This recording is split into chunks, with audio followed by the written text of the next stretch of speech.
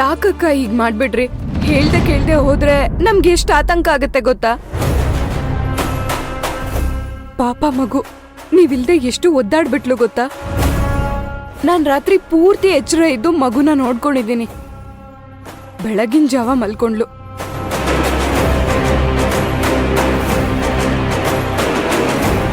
ತುಂಬಾ ಥ್ಯಾಂಕ್ಸ್. ನಾನು ಮನೆಯಲ್ಲಿ ಇಲ್ಲ ಅಂದ್ರೂ ಮಗುನ ನೋಡ್ಕೊಳ್ತೀರಾ ಅನ್ನೋ ಧೈರ್ಯ ನಂಗಿತ್ತು. ತುಂಬಾ ಖುಷಿ ಆಯ್ತು ಅಕ್ಕ ನಿಮ್ಮ ಮಾತು ಕೇಳಿ.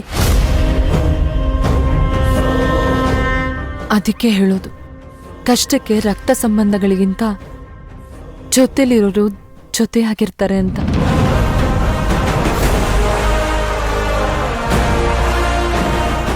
ನೀನೇ ನನಗೆ ಸ್ವಂತ ತಂಗಿ ಆಗ್ಬಾರ್ದಾಗಿತ್ತ?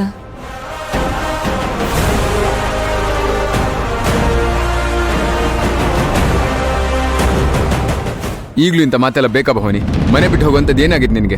ಭವಾನಿ, ನೀ ಹೋಗ್ದೆ ಯಾಕಮ್ಮ ನಮ್ಮನೆ ಮಾನ ಮರ್ಯಾದೆ ಎಲ್ಲಾನು ತಗೊಂಡು ಹೊರಟೋದೆ? ನಾನು ಏನ್ ಮಾಡ್ಲಿ ಅಜ್ಜಿ? ಈ ಮನೆಯಲ್ಲಿ ಎಲ್ರೂ ನನ್ನ ಅನ್ಫಿಟ್ಟು, ಬಿಸ್ನೆಸ್ ಮಾಡೋಕ್ಕಾಗಲ್ಲ, ಆಫೀಸಿಗೆ ಹೋಗಕ್ಕಾಗಲ್ಲ ಅಂತೆಲ್ಲ ಹೇಳಿ ಹೇಳಿ ನನಗೂ ತಲೆ ಕೆಟ್ಟೋಗಿತ್ತು. ನಾನ್ ಬೇಡದೆ ಇರೋಳು, ಪ್ರಯೋಜನ ಇಲ್ಲ ಅನ್ನೋ ರೀತಿ ನನ್ ಮನ್ಸಿಗೆ ಬಂದ್ಬಿಟ್ಟಿತ್ತು ಅಜ್ಜಿ. ಆಮೇಲೆ ಪ್ರತಿಯೊಬ್ರು ಆಡಿದ ಮಾತು ನನ್ ಕಿವಿನಲ್ಲಿ ಚುಚ್ಚುತ್ತಾ ಇತ್ತು. ಹಾಗೊಂದ್ ವೇಳೆ ನಾನು ಇಲ್ಲೇ ಇದ್ರೆ ಏನ್ ಮಾಡ್ಕೊಂಡ್ಬಿಡ್ತೀನೋ ಅನ್ನೋ ಭಯದಲ್ಲಿ ಮನೆ ಬಿಟ್ಟು ಹೋದೆ.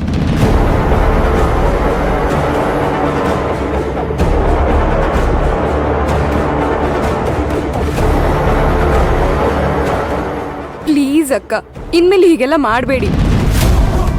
ನಿಮ್ಮ ಮನ್ಸಲ್ಲಿ ಏನೇ ನೋವಿದ್ರೂ ನನ್ನ ಹತ್ರ ಶೇರ್ ಮಾಡ್ಕೊಳ್ಳಿ. ನಾನು ನಿಮ್ಮ ಮಾತು ಕೇಳ್ತೀನಿ. ಆದರೆ ಈ ಪ್ರಾಬ್ಲಮ್ನ ಸಾಲ್ವ್ ಮಾಡೋಣ. ನೀವು ಮನೆ ಬಿಟ್ಟು ಹೋಗೋ ನಿರ್ಧಾರ ಎಲ್ಲ ತಗೋಬೇಡಿ ಪ್ಲೀಸ್. ಈ ಮನೆಯಲ್ಲಿ ನನ್ನ ಮೇಲೆ ನಿಜವಾಗ್ಲೂ ಪ್ರೀತಿ ಕಾಳಜಿ ಇಟ್ಕೊಂಡಿರೋದು ನೀನು ಮತ್ತೆ ನನ್ನ ಅತ್ತೆ ಮಾತ್ರ.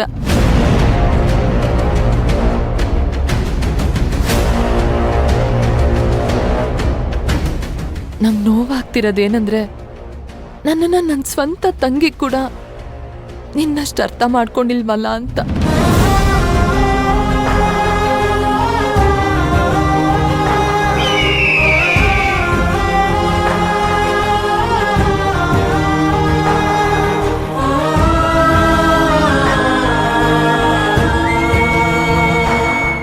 ಅಕ್ಕ, ನಿಜವಾಗ್ಲೂ ನಿನಗೆ ಹಾಗನ್ಸುತ್ತಾ? ನಿನ್ ಒಳ್ಳೇದಕ್ಕೆ ಕಣೆ ನಾನು ಇಷ್ಟೆಲ್ಲ ಹೋರಾಟ ಮಾಡ್ತಿರೋದು. ಸಿಂಧು, ನಡೀರಿ.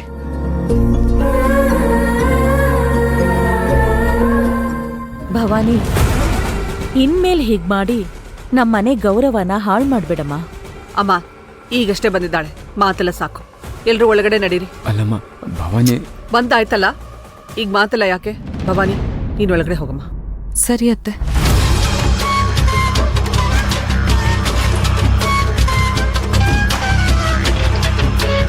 ವಸು, ನೀನ್ ಯಾಕೆ ಇಷ್ಟು ಬೇಗ ಇವಳನ್ನ ಕರ್ಕೊಂಡ್ಬಂದೆ? ಇನ್ನೂ ಒಂದೆರಡು ದಿನ ಆಟ ಆಡ್ಸ್ಬೋದಿತ್ತಲ್ವಾ? ಈಗ್ಲೂ ಅದನ್ನೇ ಮಾಡ್ತಿದ್ದೀನಮ್ಮ. ನೀನ್ ಒಳಗಡೆ ಹೋಗು.